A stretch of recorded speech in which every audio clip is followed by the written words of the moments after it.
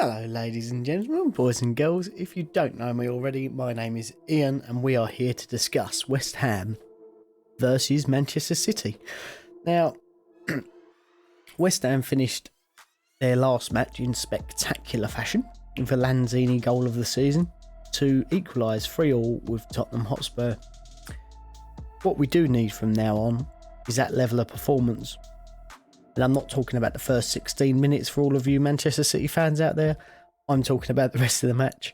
For us to be able to take on this season and finish respectably. We've had a hard few games to start off with. But we've done all right. We've done a lot better than certainly what I expected to anyway.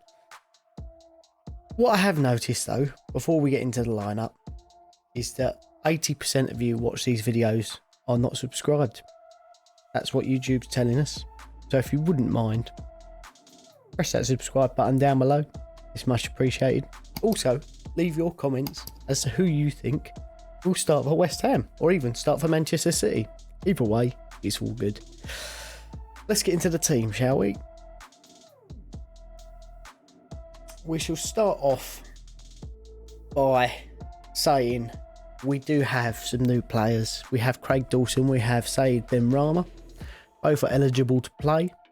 Will they start? I don't think so. I think Dawson maybe will come off the bench. Where we need him, he'll be a much more of a backup and a squad player.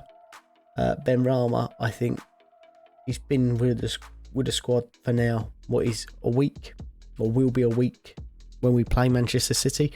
And I think bringing him on and starting him in this first game is going to be very difficult.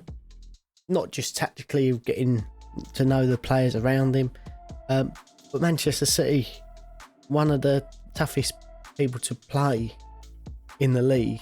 Some people say, well, they've not been up there for the start of the season, but the season will start soon.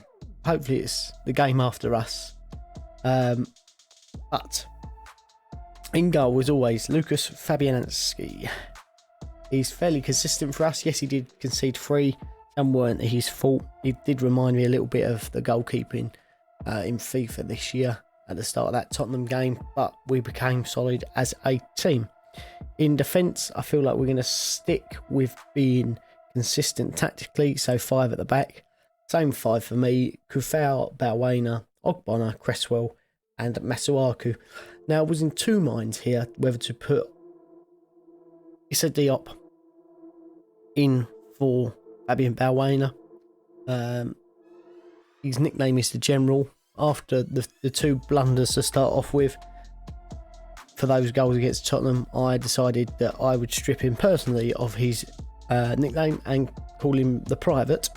But then he did score the opener, so I've put him back up to a warrant officer. I think that's only fair. The rest of the defence has been quite solid. Masuaku going forward is always fun to watch. Cresswell's got some good crosses and stuff from dead ball situation. Ogbonna, look at the size of that head. I know all about that. But fantastic. And Kufau's been pretty consistent for us. He's only played 2 games, but he's done quite well.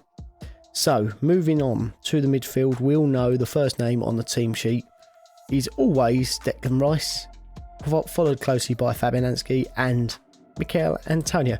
But in midfield, the new Fellaini, as Mourinho puts it, in Thomas Souček, partnered with Declan Rice, pushed forward a little bit, Jared Bowen and Pablo Fornals. Now, a lot of you will be shouting for Lanzini to start, which is a little bit fickle of you, because 2 weeks ago you was shouting for him to be sold because he's rubbish. He scores that goal against Tottenham, now he's God. I just feel like consistency here is key. Fornals, yes, he missed a header. We haven't seen him striking goals like we would like to see, but he is finding a bit more of a consistent form now. He's being played, even though it's slightly out of position. But I feel like we're on to something at the moment, so keeping him in that position would be very good. And as always up front, if he's fit, Mikel Antonio, we see that he had an ice pack wrapped around his leg in the celebrations against Tottenham. So hopefully that's not too terrible. It's just sort of a little bit of rest through game time and all the running that he does, because he is an absolute monster. So hopefully we can keep him fit and playing. So with that being said, if Antonio is injured, it leaves us with one dedicated striker in this squad, and that is Sebastian Haller, who for me doesn't do much. We had a £13 million bid for Josh King turned down, which he seems very disappointed at, and so do a lot of fans. I think he would have added a little bit more experience of the Premier League, and also a bit of work rate, because he's another one who doesn't stop running. But we do always have a substitute bench. Now, we've not gone for the full bench this time, although I think we are only allowed 7, so maybe we have. 4 players that I think will just sit on the bench is Mark Noble, Sebastian Haller, Robert Snodgrass, Issa Diop. There if we need them. Lanzini, I'm sure we'll get a run out at some point this game if things don't start to go our way. Yarmolenko seems to be a little bit of a catalyst for us at the moment for coming on and changing the game, being able to cut in on that left foot and bang goals. And also the main man himself, Saeed Benrahma, who has just signed for us. I feel like he will probably get a run out in this game if he's match fit, which I believe he is. It's a hard one. I've gone for a 2-2 draw, I think, in the podcast.